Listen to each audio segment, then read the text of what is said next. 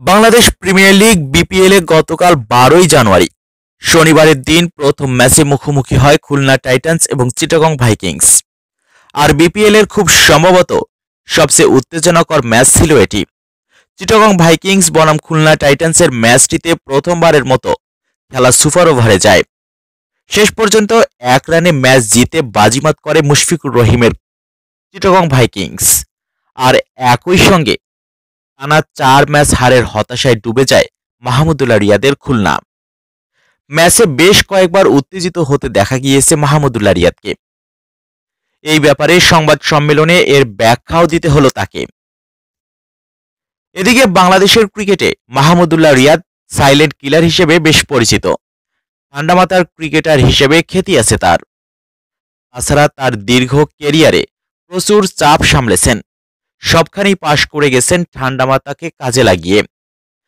কিন্তু গতকালকের high voltage ম্যাচে একাধিকবার মেজাজ হারাতে দেখা গেল মাহমুদুল্লাহ রিয়াদকে।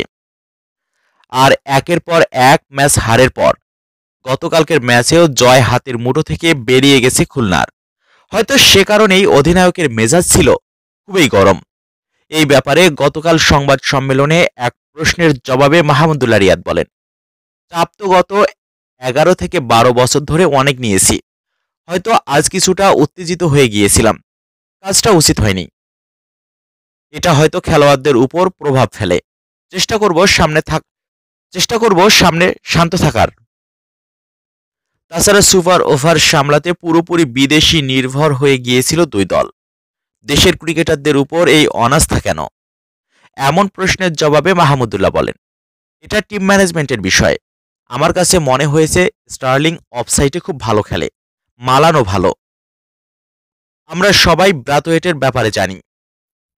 এদিকে গতকালকের এই ম্যাচে মাহমুদুল্লাহ রিয়াদকে বেশ কয়েকবার রাগান্বিত হতে দেখা গিয়েছে, বিশেষ করে খেলার 17তম ওভারের। সেই ওভারটি করছিলেন শরীফুল ইসলাম।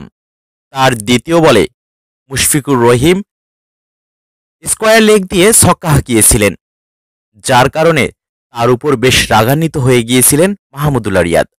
অনেকটা মেজাজ হারিয়েছিলেন। এ সময় তাকে শান্ত করার জন্য ডেভিড মালান এগিয়ে আসেন।